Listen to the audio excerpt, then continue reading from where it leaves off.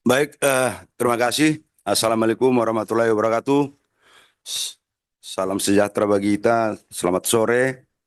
Yang kami hormati pimpinan rapat, Ibu dan Bapak Andreas, dan sekaligus para anggota DPR RI Komisi 13, Bapak dan Ibu sekalian.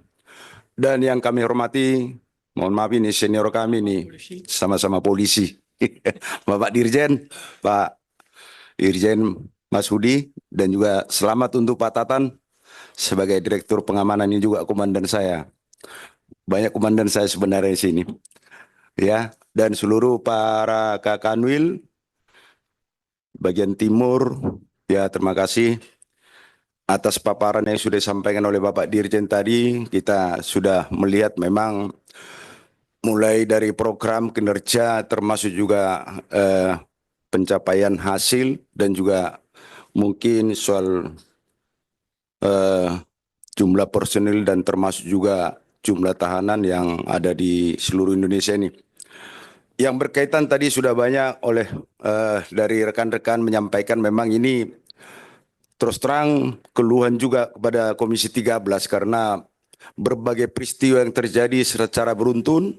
Ya belum lagi yang di Padang masuk minuman keras sampai meninggal. Nah, ini juga memang jadi ini sebenarnya tujuannya adalah untuk memperbaiki mitra dan supaya kita tetap membangun komunikasi khususnya di tingkat Kakanwil. Mungkin ini sangat perlu karena ujung tombaknya adalah Kakanwil sampai di tingkat lapas, ya. Kalau kita berbicara overkapasitas, ya saya pikir itu wajar, ya, wajar juga. Tapi mungkin untuk mencari solusi saya pikir yang pertama ya, ini salah satu contoh di daerah Sumatera Utara, pengembangan kabupaten. Misalnya di Serdang, di situ sudah ada rutan di Lubuk Pakam.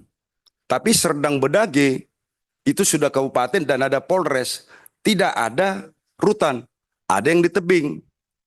Sehingga Polres Serdang Bedage dan juga yang dari Lubuk Pakam itu semua tahanan yang ditangkap oleh polisi dan juga mungkin sudah ingkrah masuk di dua rutan ini. Ini mungkin salah satu yang perlu harus kita pikirkan bagaimana. Saya yakin pun di Kakanwil wilayah timur pasti ini banyak. Jadi harus kita evaluasi daerah bahwa belum mempunyai untuk daerah lapas yang masih belum dibentuk, tapi Kabupaten Polres sudah ada. Kemudian yang kedua di dalam lapas tersebut memang terus terang ada lapas yang sudah nyaman. Ya salah satu Pancur Batu itu saya bangga melihat kondisi lapas. Mereka itu tidur tenang, satu kamar itu memang masing-masing tertib itu ada hanya 10 kamar. Jadi 10 kamar. Tapi seperti lapas yang lain mungkin seperti Labuan Deli itu seperti kapal Tampomas. Betul itu apa yang disampaikan tadi. Kita harus jujur. Ada anak emas, ada anak tiri. Ya, ini juga perlu para kakanwil. Yang mungkin yang baik entah baiknya apa, ya ini barangkali ini dikasih agak longgar ruangannya. Tapi yang tidak pernah mungkin menghormati ini ditambah ke dalam ini sehingga terjadi tidak seimbang. Jadi harus dievaluasi juga. Bahkan mungkin dengan kondisi seperti ini sehingga terjadilah kecemburuan sosial.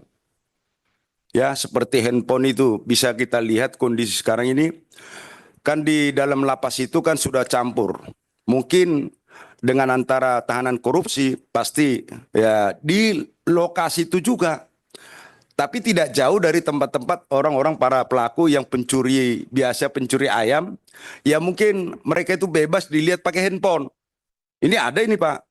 Jadi sehingga inilah yang membuat suatu suasana yang tidak baik. Kecemburuan sosial pasti ada. Untuk mengatasi saya pikir perlu membangun komunikasi termasuk juga pembinaan binroh lah istilahnya ya. Binroh ini perlu harus pembinaan rohani, apakah dari agama Muslim, Nasrani dan yang lain. Ya memang sudah ada tempat ibadah, tapi jarang saya lihat itu dilakukan untuk secara rutinitas. Ya mungkin ini juga perlu untuk menambah supaya mereka itu bisa semakin banyak kegiatan. Kemudian berkaitan dengan apa yang sudah disampaikan oleh Bapak Dirjen tadi, penyitaan ponsel elektronik saja, tapi tidak terlihat ini modusnya ini. Ya, ini juga mungkin perlu dipelajari karena ya kita tahu banyak juga kenapa bisa masuk ponsel ini. Apakah ada kerjasama antara personil lapas atau mungkin ya pada saat bertamu, dan masih ada juga yang kita lihat dan mendapatkan informasi batasan untuk bertamu ini, Pak. Ya, apakah hanya suami istri yang bisa masuk? Ini sampai tante-tantenya pun bisa masuk ke dalam. 5 orang, 10 orang. Mana bisa? Mana sempat lagi diawasi oleh anggota lapas, apalagi tidak ada lagi alat untuk mendeteksi. Ya ini mungkin perlu menjadi suatu apakah semacam petunjuk atau edaran ke Kanwil, setiap bertamu itu sesuai dengan waktu dan jumlah yang bertamu harus betul-betul yang harus yang betul-betul apa kalau misalnya suaminya yang ditahan ya istri atau anaknya, jangan sampai ada orang, karena ini nanti akan menjadi apa menjadi dibuat untuk membayang-bayangi dan mempelajari situasi, ya, sehingga nanti mereka akan bebas untuk memasukkan sesuatu alat-alat yang tidak bisa masuk. Kemudian dari ponsel elektronik itu apakah memang sudah ada yang diproses? Tadi memang sudah dipaparkan, tapi secara rinci di daerah Kanwil mana yang paling banyak ini? Mungkin ini menjadi satu nanti kita secara pertajam bahwa ini harus kita awasi. Termasuk soal sajam ini, Pak. Sajam ini apakah ditemukan dan jenis sajam? Yang jelas kan kalau sajam ini kan sudah ada undang darurat tahun nomor 12 tahun 51. Kan bisa gitu sebagai semacam dasar apabila dia ditemukan di situ. Unsurnya itu udah jelas ya, membawa senjata tajam, menimpan juga yang tidak tepat pada tempatnya. Ya ini mungkin bisa dijadikan ini dan koordinasi dengan pihak mitra kita yaitu Polri, ya setidaknya membuat jerah. Ya, kalau ditemukan senjata tajam dari ruangan tersebut, bentuk senjata tajamnya itu apa yang sudah membahayakan, ya mungkin ini coba kita jadikan jerat dia kepada undang-undang darurat itu. Kita bawa polisi, ya nanti mungkin membuat jerah kepada mereka ini supaya tidak lagi melakukan hal tersebut. Kemudian berkaitan soal narkoba ini memang permasalahan, Pak. Hampir saya pikir di lapas hampir 80% narkoba. Ya, ini juga perlu mungkin dulu bersama BNN, termasuk juga dir narkoba masing-masing di Polda, ya supaya betul-betul bagaimana cara atau upaya untuk mencegah. Dan berkaitan soal masuknya narkoba, ya ada modus-modus baru, Pak. Ya, ada modus-modus baru. Dan ini saya juga masih saya telusuri, ya, bahwa barang tersebut bisa dilempar dari luar dan sudah dikasih kode. Ya, dikasih kode apakah kotaknya warna tapi dalam narkoba. Ini mungkin jadi perlulah untuk seluruh anggota kita yang jaga apakah malam hari ini perlu mungkin supaya lebih efektif mereka dan mengawasi. Berkaitan personil mungkin masih kurang, Pak, karena masih ada di lapas ini ya untuk pengawalan atau mengawas kalau tidak salah itu sangat sedikit orangnya. Padahal tahanan di dalam lumayan besar. Jadi ini mungkin menjadi perhatian juga soal personil, Pak. Dan membangun kerjasama dengan pihak jaksa supaya mengurangi jumlah tahanan tersebut, ya perlulah mungkin disampaikan supaya segera dieksekusi lah, ya. Apakah itu eksekusi soal vonis misalnya sudah pengurangan hukuman atau ini pasti ini juga bisa mengurangi supaya jangan terlampau overlap di dalam tahanan tersebut.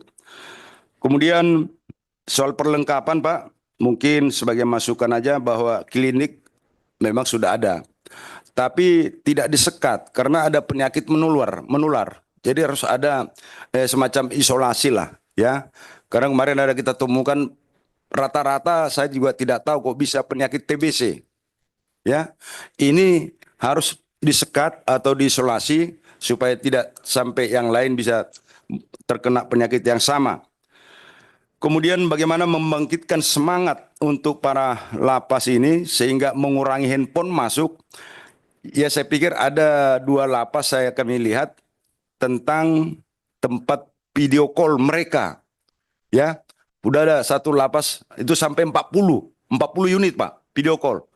Jadi ini saya pikir kalau ini dibangun kerjasama dengan Telkom, saya yakin mereka tidak akan ya meminta supaya handphone ini dibawa ke dalam dan diawasi. Jadi semacam perpustakaan tempat-tempat mereka ini dan bisa video call dengan keluarganya. Ini mungkin yang perlu harus dibangun supaya mengatasi termasuk pencapaian pekerjaan yang sudah kita lakukan, kinerja dari Bapak Dirjen, saya pikir sudah kita angkat tangan lah ya, termasuk juga apa yang sudah diarahkan oleh Menteri kita ya Pak Agus, ya kita juga beliau langsung turun ke lapangan, ya kita tetap kita eh, apresiasi daripada kementerian. Ini mungkin Ibu Pimpinan dan Bapak Pimpinan yang bisa kami sampaikan. Sekian dan terima kasih. Wassalamualaikum warahmatullahi wabarakatuh.